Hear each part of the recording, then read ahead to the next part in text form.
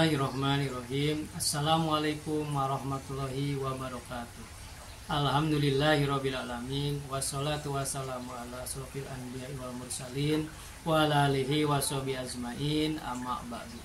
Rabbi shrah sadri wa yassir amri wahlul 'uqdatam min lisani yafqahu qawli. Allahumma sholli ala sayyidina Muhammad wa ala ali sayyidina Muhammad.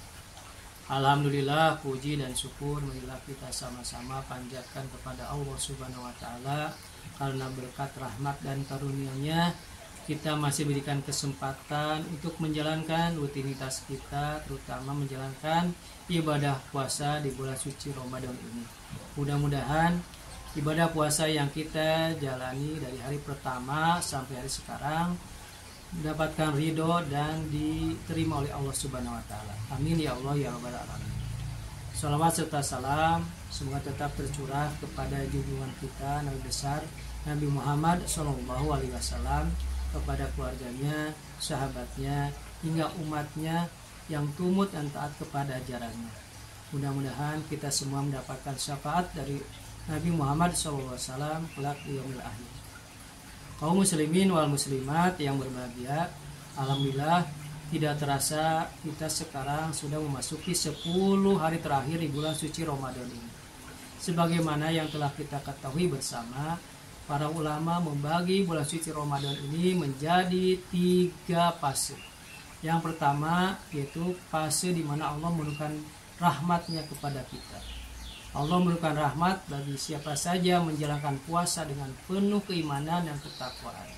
Fase pertama ini juga disebut dengan fase transisi, karena kebiasaan-kebiasaan kita di bulan-bulan sebelumnya seperti makan, minum di siang hari, kita dibiasakan, dilatih di bulan suci Ramadan ini untuk tidak makan, tidak minum, dan menahan nafsu di siang hari kita, karena ini akan membatalkan puasa kita. Hal ini tentu saja akan terasa berat bagi sebagian umum kaum muslimin wal muslimat, tetapi akan terasa ringan apabila kita menjalankan ibadah puasa ini dengan penuh keimanan dan ketakwaan, diberi dengan keikhlasan kepada Allah. Mudah-mudahan dengan kita menjalankan puasa dengan penuh keikhlasan, Allah menurunkan rahmat-Nya kepada kita. Fase yang kedua yaitu di mana Allah menurunkan ampunan atau maghfirah kepada kita. Allah memberikan ampunan bagi siapa saja yang menjalankan puasa di bulan suci Ramadan dengan penuh sungguh-sungguh. Makanya di bulan suci Ramadan ini kita dituntut untuk lebih sering memohon ampun kepada Allah, karena kita selaku manusia tentunya tidak luput dari kesalahan dan kehilapan. Makanya kita harus lebih banyak memohon ampun kepada Allah atas segala dosa-dosa yang telah kita lakukan selama ini. Mudah-mudahan dengan kita memohon ampun kepada Allah, kesempatan untuk mendapatkan ampunan dari Allah sangat besar, karena kita memasuki bulan suci Ramadan ini. Fase yang ketiga yaitu fase itqu minan nar, di mana Allah membebaskan kita dari panasnya api neraka apabila kita menjalankan puasa ini dengan penuh keikhlasan, kesabaran, dan ketakwaan. Kaum muslimin wal muslimat yang berbahagia, di 10 hari terakhir bulan suci Ramadan ini Allah memberikan keistimewaan-keistimewaan. Yang pertama yaitu di 10 hari terakhir bulan suci Ramadan Allah menurunkan yang namanya Al-Quran. Al-Quran adalah firman Allah yang diturunkan kepada Nabi Muhammad SAW melalui malaikat Jibril.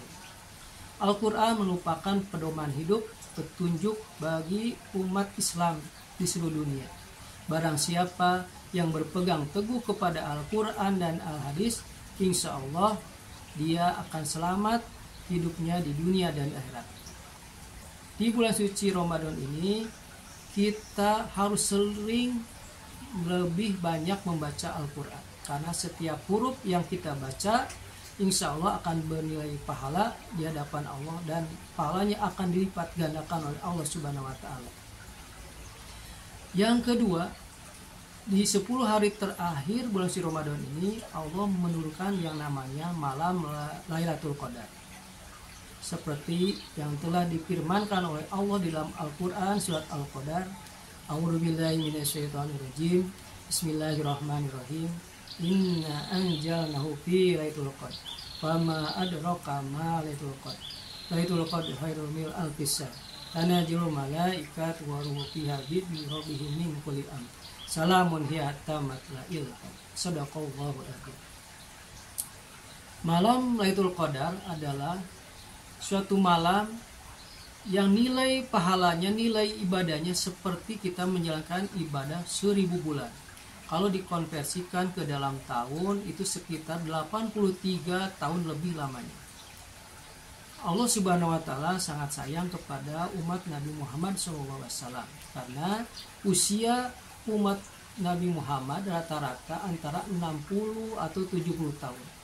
Sehingga kesempatan kita untuk mendapatkan pahala yang begitu besar sangatlah terbuka lebar apabila kita menjalankan ibadah yang bertepatan dengan malam Lailatul Qadar.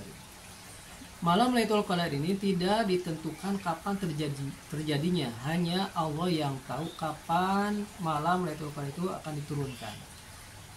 Tapi Rasulullah SAW memberikan petunjuk bahwa malam Lailatul Qadar itu akan turun di 10 hari terakhir bulan suci Ramadan, terutama di malam-malam ganjil seperti malam ke-21, 23, 25, 27 atau ke malam 29. Intinya di 10 hari terakhir ini kita harus lebih giat lagi beribadah di bulan suci Ramadan ini. Karena kesempatan untuk mendapatkan malam Lailatul Qadar insya Allah akan kita dapatkan apabila kita menjalankan ibadah puasa ini dengan penuh sungguh-sungguh. Lalu apa saja yang harus kita lakukan di 10 hari terakhir bulan suci Ramadan ini? Di dalam satu hadis yang diriwayatkan oleh Al-Bukhari bahwa setidaknya ada 3 amalan yang Rasulullah lakukan di 10 hari terakhir bulan suci Ramadan. Yang pertama, Rasulullah SAW mengencangkan ikat pinggangnya atau ikat sarungnya. Dalam artian, Rasulullah lebih giat lagi beribadah di bulan atau di 10 hari terakhir bulan suci Ramadan ini. Yang kedua yang Rasulullah contohkan yaitu Rasulullah membangunkan seluruh keluarganya. Untuk apa? Yaitu untuk beribadah kepada Allah. Makanya ini bisa diartikan bahwa kita selaku umat manusia, hubungan kita dengan Allah harus terjaga, hubungan dengan sesama manusia juga harus terjaga. Seperti menjalankan ibadah itu kita harus bisa mengajak orang lain, keluarga kita, saudara-saudara kita. Kita diharapkan untuk bisa saling memotivasi, saling mengingatkan dalam hal kebaikan, terutama menjalankan ibadah kepada Allah Subhanahu wa taala. Yang ketiga yang Rasulullah contohkan yaitu Rasulullah menghidupkan 10 malam terakhir di bulan suci Ramadan. Seperti sholat malam, sholat tahajud, berzikir kepada Allah, tadarus Al-Quran, dan berdoa kepada Allah. Mudah-mudahan dengan kita menjalankan apa yang dicontohkan oleh Rasulullah SAW, setidaknya kita bisa berharap semoga kita mendapatkan apa yang dinamakan rahmat, ampunan, yang akhirnya kita terbebas dari panasnya api neraka. Kaum muslimin wal muslimat, semoga apa yang telah saya sampaikan kali ini ada manfaatnya untuk kita bersama. Saya mohon maaf atas segala kekurangannya, karena semua kebenaran hanya milik Allah dan semua kesalahan atau kekurangan itu adalah dari diri saya sendiri. Akhirul kalam, wassalamualaikum warahmatullahi wabarakatuh.